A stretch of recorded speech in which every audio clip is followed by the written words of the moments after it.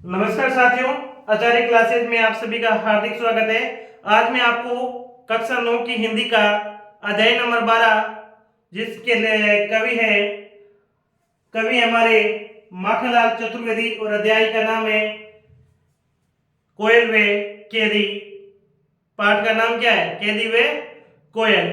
और इसमें हम अध्याय नंबर 12 है जिसमें 6 का यहाँ पद दे रखे। कितने पद दे रखे?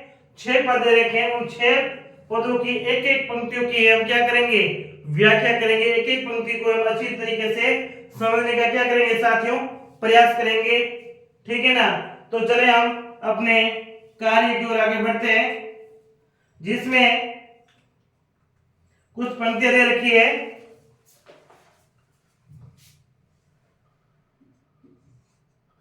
क्या गाती हो? क्या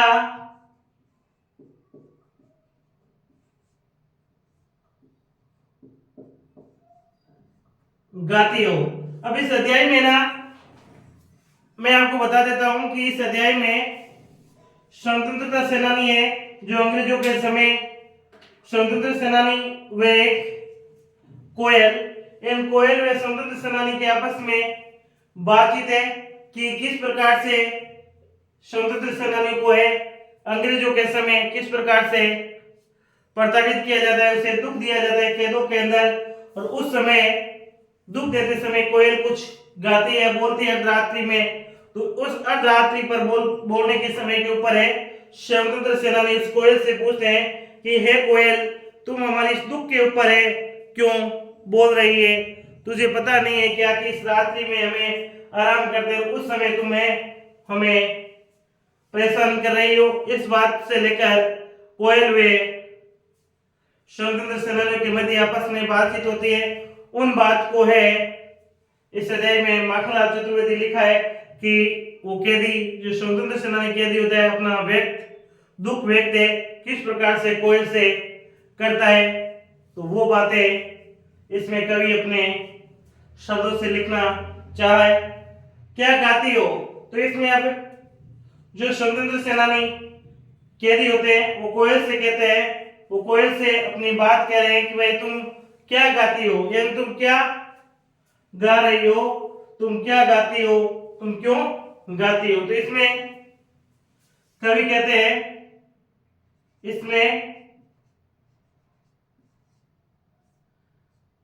कवि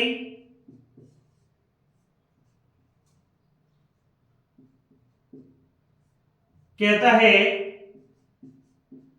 कि क्या गाती हो यानी क्यों गाती हो, यानी कोयल से पूछा जा रहा है कि हे कोयल तुम कि इसमें कवि कहता है कि कोयल तुम क्यों गा रही हो, क्यों गा रही हो, गा रही हो?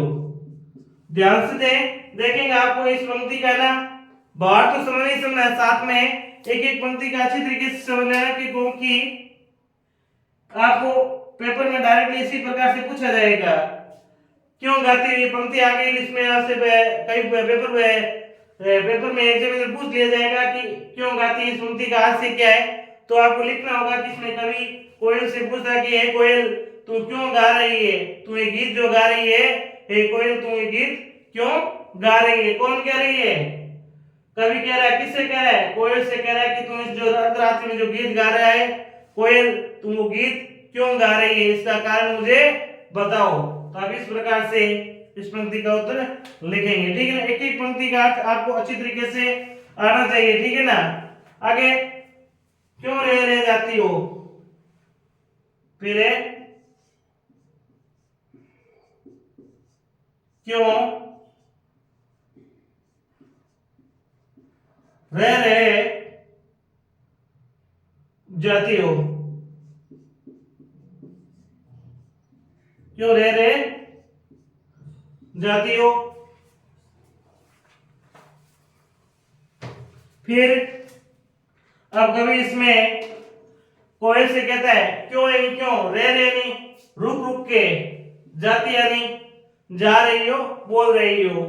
तो इसमें कवि कहता है कि तुम क्यों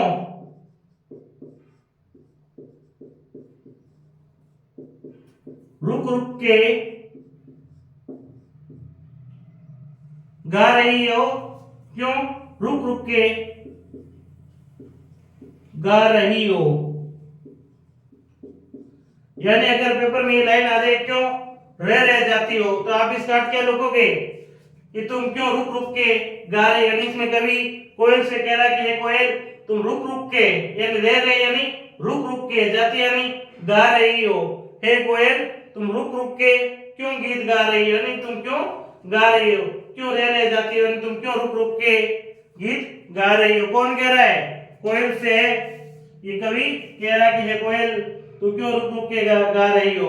वैसे कवि नहीं कह रहा है, कह कौन रहा है कोयल से, जो स्वतंत्र सेनानी कैदी है ना, जो अंग्रेजों की जेल में कैद है, वो कैदी अपनी कोयल से पूछ रहा है कि हे कोयल तो अर्धरात्रि में ये रुक रुक के गीत क्यों गा रही है, इसका कारण क्या है। तो तीसरी पंक्ति है कोकिला बोलो तो, कोकिला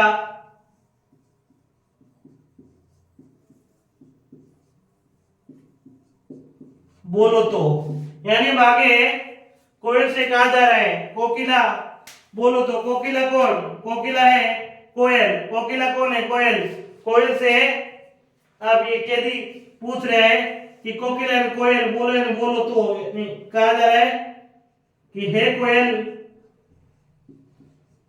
हे कोयल तुम कुछ स्पष्ट कहो तो, कहो तो। यानी अब कैदी को है कोयल से क्या कह रहा है, कोयल तुम कुछ कहो तो सही, तुम रात्रि को गीत क्यों गा रही हो, किस कारण गा रही हो, ऐसा क्या है जो आप रात्रि को गीत गाए जा रहे हो। कोकिला बोलो तो सही, है कोयल तुम कुछ कहो तो सही, कुछ बोलो तो सही।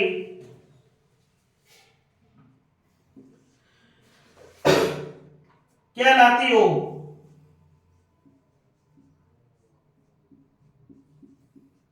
क्या लाती हो, आगे क्या है, क्या लाती हो।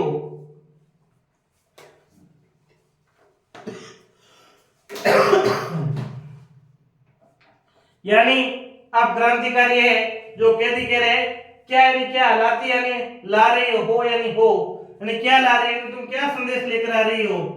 कोयल से पूछा जा रहा है कि हे कोयल, हे कोयल तुम क्या संदेश लाती हो, क्या संदेश लाती या सुना रही हो, सुना रही हो। ठीक है ना। अब क्रांतिकारी जेल में बैठा बैठा कोयल से पूछ रहा है क्या लाती हो, यानी एक कोयल तू जो गीत गा रही रात्रि को, तू क्या संदेश सुनाना चाह रही है, तुम क्या संदेश है सुनाना चाह रही है कोयल, तू बता तो सही। आगे क्या कह रहा है, कोयल तू सुना तो सही। फिर कह रहा है कोकिला बोलो तो, कोकिला बोलो तो। फिर पांचवी पंक्ति में वापिस कहा जा रहा है कोकिला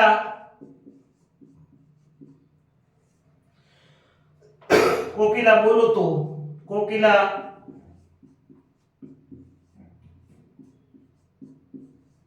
बोलो तो, कोकिला बोलो तो, क्या कोकिला बोलो तो, हे कोयल तुम बोलो तो। अब वापिस क्या कहा जा रहा है, कोकिला बोलो तो, कोकिला एन कोयल बोलो तो एन सही। वापिस कहा जा रहा है कि हे कोयल, हे कोयल बोलो तो, हे कोयल तुम कुछ कहो तो, कहो तो। ठीक है ना। जो 5 पंक्तियां लिखी मैंने आपको अच्छी तरीके से समझ में आना चाहिए।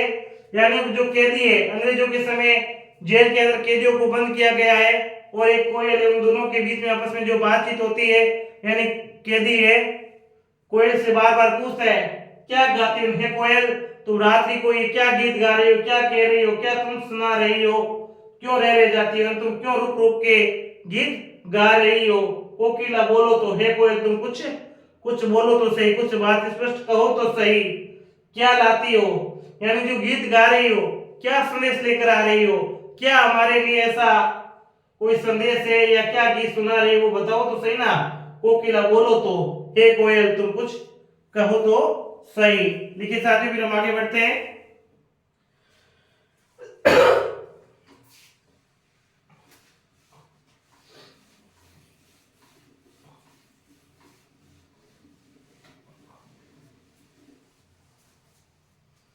फिर आगे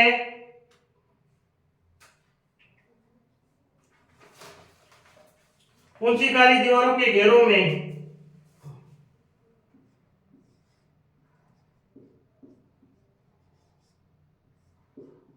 ऊंची काली दीवारों के घेरों में, ऊंची काली दीवारों के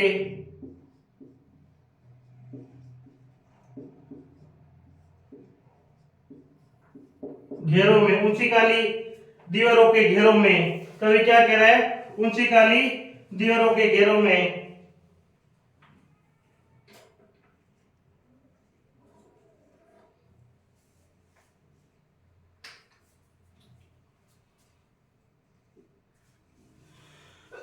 अब ये स्वतंत्र सेनानी जो कैदी है कोयल से कह रहा है ऊंची यानी ऊंची, काली यानी काली, दीवार यानी दीवारें, के यानी के, घेर यानी घेरे में, यानी जो जेल के चारों ओर क्या होती ऊंची ऊंची दीवारें होती हैं, होती नहीं होती है, गोल घेरे के अंदर दीवारें क्या होती ऊंची ऊंची होती नहीं होती है ना।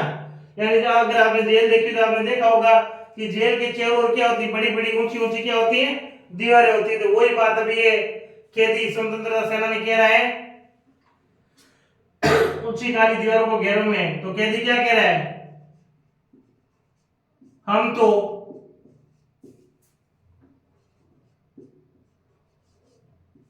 ऊंची ऊंची काली दीवारों के घेरों में अर्थात जेल में कैद है। अब ये कवि क्या कह रहा है, यानी कवि के माध्यम से स्वतंत्रता सेनानी कह रहा है कि भाई है कोयल, हम तो क्या है जो ऊंची ऊंची दीवार है ना, उस ऊंची ऊंची दीवारों के अंदर क्या है कैद है, क्या है कैद है, डाकू चोर बंटवारों के डेरे में, डाकू चोर बंटवारों के डेरों में। और आगे क्या कह रहा है, डाकू चोर बंटवारों के डेरे में, बंटवारों के डेरे में, डाकू चोर बंटवारों के डेरे में, डाकू चोर बंटवारों के डेरों में।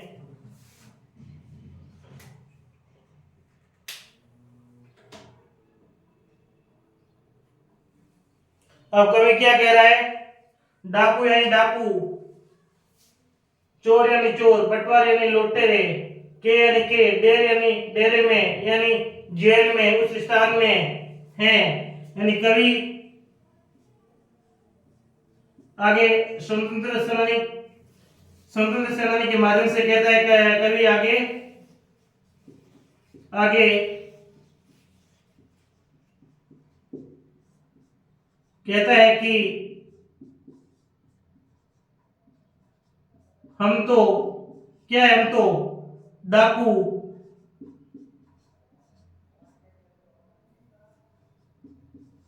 चोर बंटवारा यानी लुटेरे लुटेरे के स्थान स्थान पर खेद है। यानी अब ये माखनलाल चतुर्वेदी जो कवि है उन समुद्र सेनानी के माध्यम से क्या कहते हैं कि भाई एक कोयल, मैं तो क्या हूँ, डाकू की जगह, चोरों की जगह, लुटेरों की जगह क्या हूँ, भी इस जेल के अंदर क्या हूँ, कैद हूँ, जेल में क्या हूँ, कैद हूँ। अब आगे, जिन्हें को नहीं देते पेट भर खाना, जिन्हें को नहीं देते पेट भर खाना, जिन्हें को नहीं देते पेट भर खाना, जिन्हें को नहीं देते पेट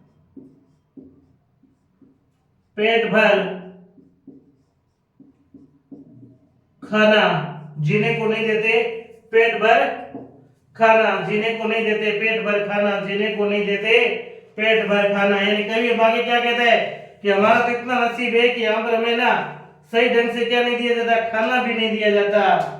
क्या नहीं दिया जाता, सही ढंग से खाना भी नहीं दिया जाता। जिन्हें को यानी जीने के लिए नहीं, यानी नहीं देते, नहीं देते पेट भर भोजन, पेट भर करके यानी खाना। यानी इसमें कवि कहते हैं हमें तो यहाँ पर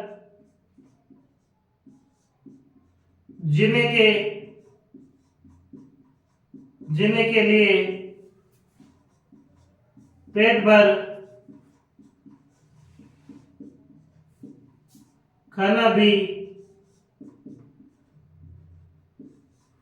नहीं दिया जाता है, पेट भर खाना भी नहीं दिया जाता है। यानी कवि क्या कह रहा है इसमें कि हमें तो जीने के लिए हमें क्या नहीं दिया जा रहा, पेट भर खाना भी नहीं दिया जाता है, पेट भर खाना भी नहीं दिया जाता है।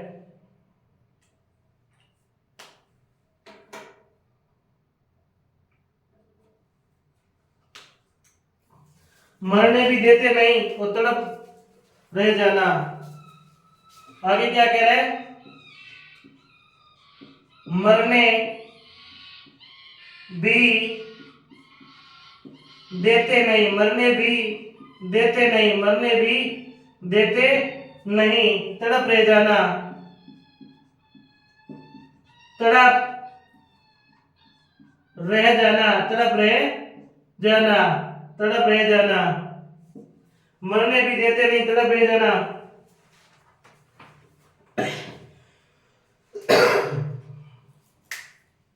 यानी अब इसमें कवि क्या कहते हैं, मरने भी देते नहीं, तड़प रह जाते हैं। यानी जब भोजन पूरा मिलेगा नहीं, जब भोजन पूरा नहीं मिलेगा तो क्या होगा, हम मरेंगे भी, मरने भी देते नहीं। यानी अगर हमें भोजन पूरा नहीं मिले तो साफ बात है, अगर भोजन नहीं मिलेगा तो हमें क्या होगा, हम एकदम मरे जैसे हो जाएंगे, मरे जैसे मरने के लायक हो जाएंगे। यानी अगर बिल्कुल भोजन नहीं दिया जाता तो हो सकता है कि हम एकदम संपूर्ण रूप से मर जाते हैं। यानी में थोड़ा बहुत भोजन देते हैं तो हमारी स्थिति ऐसी हो गई, नहीं तो हम मर पा रहे हैं और नहीं हम जी पा रहे हैं। तो यही बात है, अभी कैदी कह रहे मरने भी देते नहीं। क्यों मरने नहीं देते, यानी भोजन तो देते हैं, बिल्कुल थोड़ा सा भोजन देते हैं, पेट भर करके, यानी जो एकदम सही ढंग से भोजन खाना चाहिए घर में बैठ के वैसे भोजन देते नहीं, बिल्कुल हल्का सा भोजन देते हैं। तो हमारी स्थिति ऐसी होगी, नहीं तो हम मर रहे हैं, नहीं हम जी रहे हैं, तड़प रह जाना। यानी हमारी स्थिति ऐसी रहेगी कि हम हमेशा क्या करते हैं, तड़पते रहते हैं। क्या करते रहते हैं, तड़प रहते हैं। तो इसमें कवि कहते हैं कि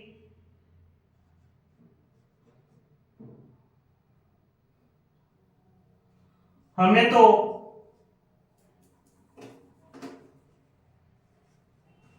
हमारी स्थिति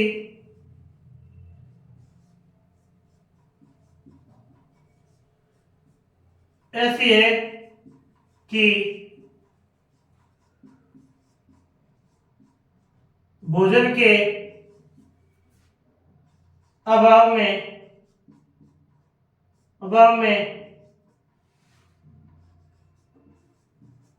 मर भी नहीं रहे हैं, मर भी नहीं रहे हैं और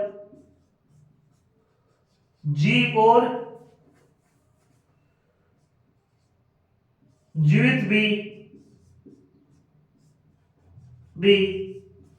रह नहीं पा रहे हैं, जीवित भी रह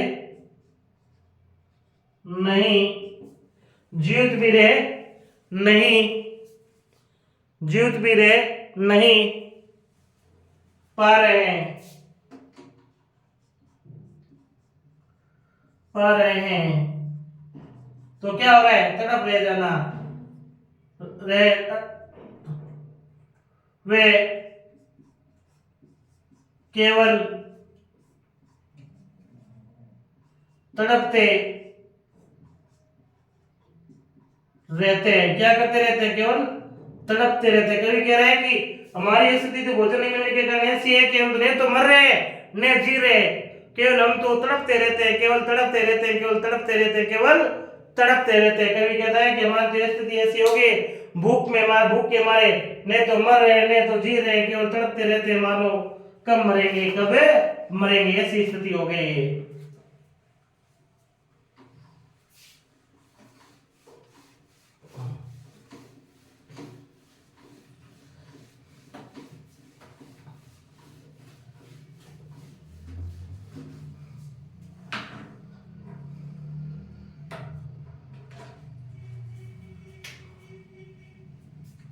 10वीं पंक्ति है, जीवन पर अब दिन रात कहां पेरा,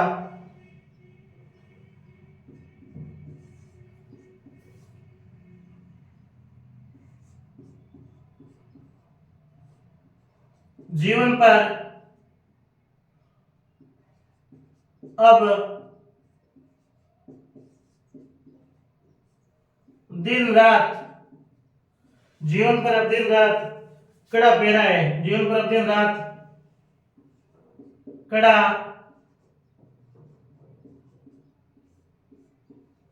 पेरा है। जीवन पर क्या है, दिन रात क्या है, जीवन पर कड़ा पेरा है।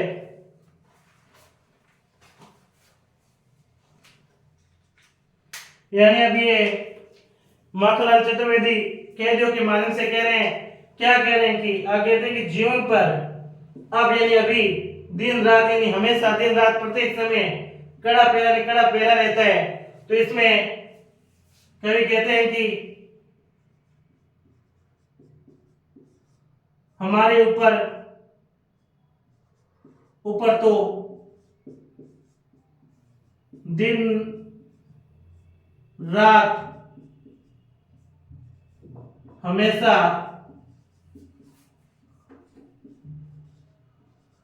कड़ा पहरा रहता है। क्या रहता है, कड़ा पहरा रहता है। क्या रहता है, दिन रात कड़ा पहरा रहता है। तो इसमें कैदी आगे कहते हैं कि हमारे ऊपर तो जीवन में क्या है, दिन रात हमेशा जेल के अंदर क्या रहता है, कड़ा पहरा रहता है। क्या रहता है, कड़ा पहरा रहता है। तो चलिए हम 11वीं पंक्ति लिखते हैं, शासन है या तम का घेरा है। 11वीं पंक्ति है,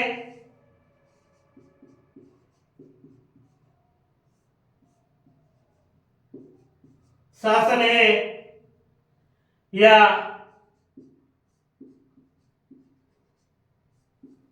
तम का प्रभाव घेरा है, प्रभाव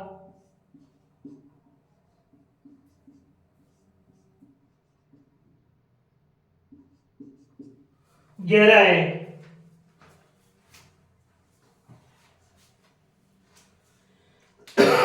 यानी आगे ये कैदी को ऐसे कहते हैं, शासन है यानी अंग्रेजी शासन यानी ब्रिटिश सरकार का शासन है।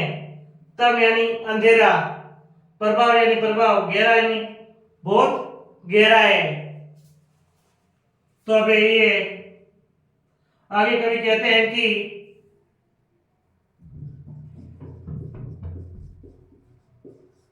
अंग्रेजी सरकार का शासन तो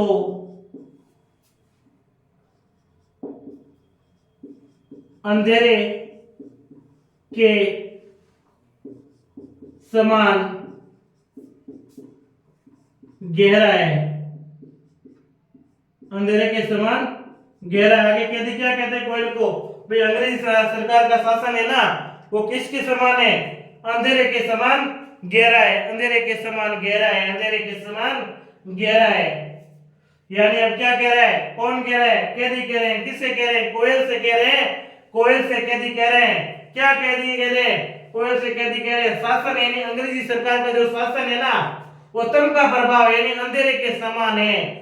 कोयल से कैदी कह रहे हैं अंग्रेजी का जो शासन है, जो ब्रिटिश सरकार का शासन है, ऐसा शासन है कि मानो हमारे जीवन में अंधेरा का प्रभाव है, उस प्रकार से अंग्रेजी शासन का प्रभाव है, अंधेरे के समान अंग्रेजी शासन है। 12वीं पंक्ति है, हिम कर निराशा कर,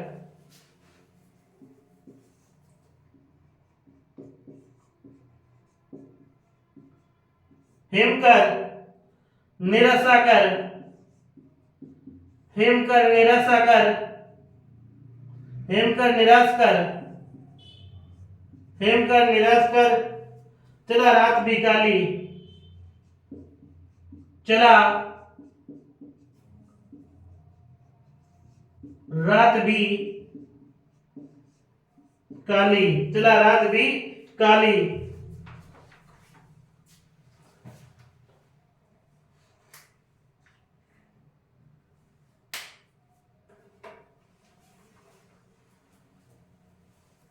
भागे कवि यानी कैदियों के माध्यम से कहते हैं, हिमकर यानी जो चंद्रमा, हिमकर यानी चंद्रमा, निराश यानी निराश, कर यानी होकर, चला यानी चला जाता है, रात यानी रात भी काली। और जब यानी कहने का मतलब है जब चंद्रमा अस्त हो जाएगा तो काली चंद्रमा क्या होगी, काली होगी ना, यानी चंद्रमा होगा ही नहीं तो रात क्या होगी, काली होगी। तो इसमें कैदी कहते हैं कि चंद्रमा भी निराश होकर होकर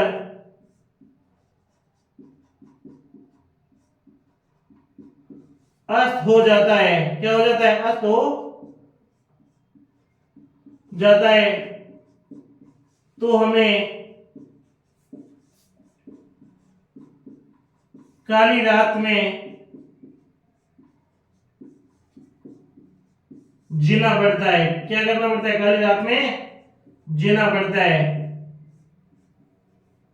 क्या मतलब है कि वो कभी कह रहा है कि हमें तो केवल चंद्रमा का इशारा है, क्यों हम एनी समय जेल के अंदर कमरों के अंदर कैद रहते हैं, अगर चंद्रमा उधर होगा, चंद्रमा अस्त नहीं होगा तो क्या होगा, चारों चांदनी चांदनी होगी, और जब चंद्रमा अस्त हो जाता है तो हमारे कमरों में क्या और भी क्या हो जाता है, ज्यादा अंधेरा हो जाता है। तो ये बात कौन कह रहा है, ये बात एक कैदी कह रहा है, किससे कह रहा है, अपनी कोयल को कह रहा है कि भाई कोयल तो ये क्यों गीत गा रही है।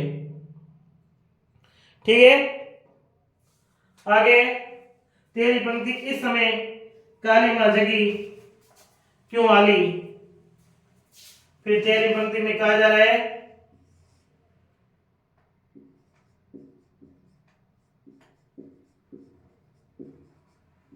इस समय काली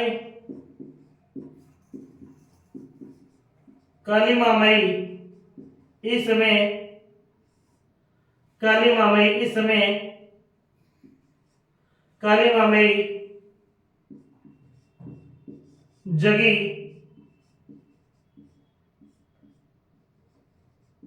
क्यों आली।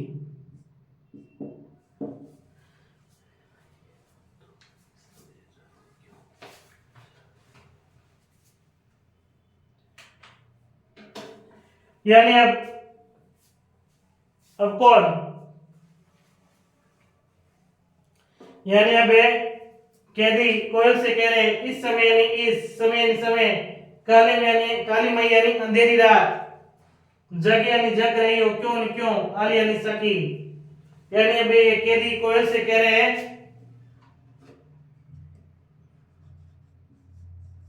हे दोस्त, दोस्त कौन, कोयल, हे दोस्त तुम इस काली में यानी अंधेरी रात रात में क्यों जग रही हो, क्यों जग रही हो, क्यों जग रही हो।